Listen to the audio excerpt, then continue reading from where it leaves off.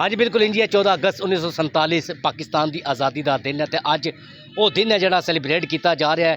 जेलम की सब तो वड्डी ते मरकजी तकरीब है जी अकरम शहीद पार्क में मुनक़द की गई है, जिस डिप्टी कमिश्नर जेलम बिलाल अजहर कियानी वफाकी वजीर इस दे नाल चौधरी फरक अल्ताफ जिन्होंने शिरकत की है तो बाज़ाब्ता तौर पर परचम कुशाई की तकरीब की गई है। उस तो बाद मुख्तलिफ किस्म के प्रोग्राम ने जोड़े अरेंज किए गए हैं और अज शाह निशान तरीके 14 अगस्त का दिन है जोड़ा मनाया जा रहा है, क्योंकि जेलम शहीदा तो गाजियां की सरजमीन है। तो मैं इस वक्त एक शहीद दे ही जड़ा उन्होंने नाँ ते पार्क बनाया गया उत्ते मौजूद हाँ, जिते अज मरकजी तकरीब जिसका इनकाद किया गया है।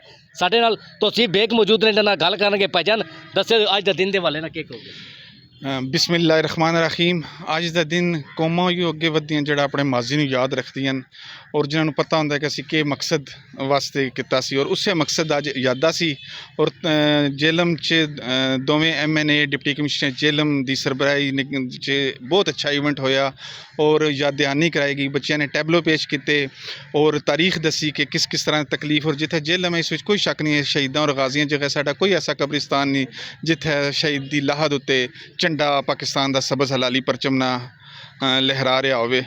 तो इंशाअल्लाह असीं भी देखांगे और अल्लाह ताला के दुआ है कि साड़ी आने वाली नस्लां भी पाकिस्तान नूं मजबूत तो मजबूत तर देखणगियां। जी बिल्कुल, पाकिस्तान नूं मजबूत तो मजबूत तकना है।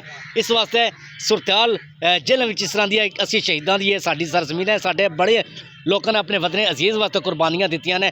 तो इत्थे दे जिहड़ा एक कौमी दिन होवे तो इसनूं मनाउण वास्ते शहरी पिछे किस तरह रह सकते हैं। शहरियों की कसीर तादाद है जिन्होंने शिरकत की है। तो अज परचम कुशाई की तकरीब विच भी वफाकी वजीर बिलाल अजहर कियानी, MNA चौधरी फरक अल्ताफ ते डिप्टी कमिश्नर जेलम सईद मैसम अब्बास ने परचम कुशाई की तकरीब भी की है जी।